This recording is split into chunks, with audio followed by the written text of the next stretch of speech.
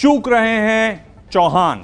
मध्य प्रदेश के मुख्यमंत्री शिवराज सिंह चौहान लगातार चूक कर रहे हैं। किसान पुत्र होने का दावा करने वाले शिवराज पहले तो किसान आंदोलन को ठीक से समझ नहीं पाए।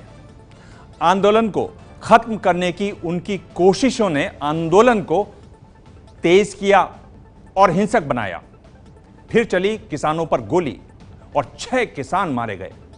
अचानक मुख्यमंत्री बड़े तामझाम के साथ उपवास पर बैठ गए। उपवास की वजह ठीक से समझ में आती उससे पहले ही उपवास खत्म भी हो गया। आज मुख्यमंत्री जी मंदसौर के बड़वन गांव में मृतक किसान घनश्याम धाकड़ के घर पहुंचे। उनके पहुंचने से पहले 4 कूलर पहुंच गए। उनका पंडाल वाटरप्रूफ किया गया। इतना तामझाम, इतना इंतजाम मरहम लगाने के लिए, वो भी तब जब देश भर का मीडिया वहां मौजूद रहा। क्या हो रहा है शिवराज जी? और इस सब के बीच मृतक किसान घनश्याम की पत्नी रेखा ने अपनी 2 महीने की बच्ची को गोद में लिए हुए पूछा, क्या शिवराज उन्हें उनका पति लौटा सकते हैं? इस एक मासूम सवाल ने इस पूरे दौरे के खोखलेपन को उजागर कर दिया। तो आंसू पूछ के क्या मेरे पति ला सकते हैं क्या? मुझे सब कुछ दे देंगे क्या? वो मुझे पति ला के दे सकते हैं क्या? मुझे तो मेरा पति चाहिए। बस कुछ देर पहले ही मुख्यमंत्री शिवराज सिंह इस परिवार के जख्मों पर मुआवजे का मरहम लगाकर लौटे थे। पुलिस की पिटाई में मारे गए किसान घनश्याम धाकड़ के परिवार को सीएम ने 1 करोड़ रुपए की मदद दी। एक सदस्य को सरकारी नौकरी, गांव में एक घर और बच्चों की मुफ्त पढ़ाई का भरोसा दिया। लेकिन घनश्याम की पत्नी के एक सवाल के आगे ये सब बहुत छोटा हो गया। सब कुछ दे देंगे क्या? वो मुझे पति ला के दे सकते हैं क्या? मुझे तो मेरा पति चाहिए।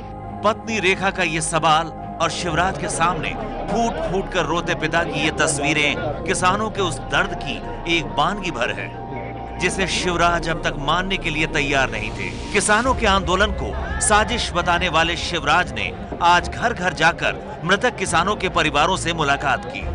लेकिन मुख्यमंत्री के इस कार्यक्रम के लिए भी वीआईपी इंतजाम किए गए। बड़वन में घनश्याम धाकड़ के घर के सामने जो पंडाल आप इस वक्त लगा हुआ देख रहे हैं, ये खास तौर पर मुख्यमंत्री के लिए लगवाया गया है। ऊपर जो वाटरप्रूफ तिरपाल है, इसे प्रशासन ने मुख्यमंत्री के लिए लगाया है।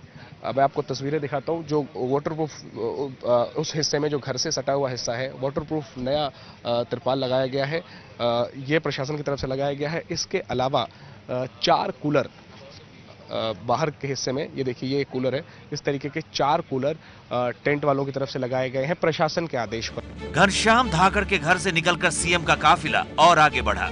फायरिंग और पुलिस की पिटाई से कुल 6 किसानों की मौत हुई थी। शिवराज एक एक कर हर किसान के घर पहुंचे, लेकिन उनकी मुलाकात और मुआवजे के बाद भी कई किसानों का गुस्सा पूरी तरह शांत होता नहीं दिखा। सर, किसानों के साथ जो भी व्यवहार किया उन्होंने बहुत गलत है सर।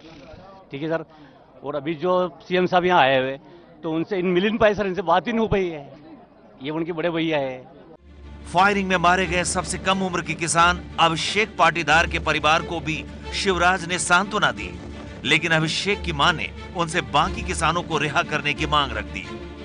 मेरा उनसे यही गुहार है कि जो किसान आंदोलन कर रहे थे, उन्हें निर्दोष किसानों को पकड़ा गया, उन्हें छोड़ दिया जाए और दोषियों को सख्त से सख्त सजा दे, उन्हें फांसी की सजा दे।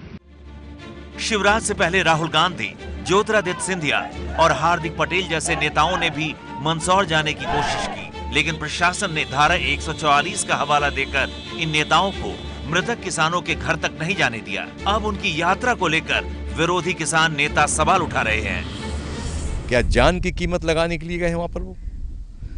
तो ये माहौल बना के वहां जाना और उन किसानों के जख्मों पर नमक छिड़कने का काम किया है मुख्यमंत्री ने वहां जाकर। इतिहास इनको कभी माफ नहीं करेगा। ये हत्यारे हैं किसानों के, और हत्यारों को उनके परिवारों से मिलने का कोई अधिकार नहीं है। मध्य प्रदेश में करीब 10 दिनों तक चला किसान आंदोलन शिवराज सरकार के लिए खतरा बन गया था। किसान फसल की सही कीमत और कर्ज माफी की मांग को लेकर सड़कों पर उतरे थे, जिसके बाद शिवराज सरकार ने किसानों के लिए कई घोषणाएं की हैं। मंदसौर से जैनेंद्र की रिपोर्ट। ये है एबीपी न्यूज, आपको रखे आगे।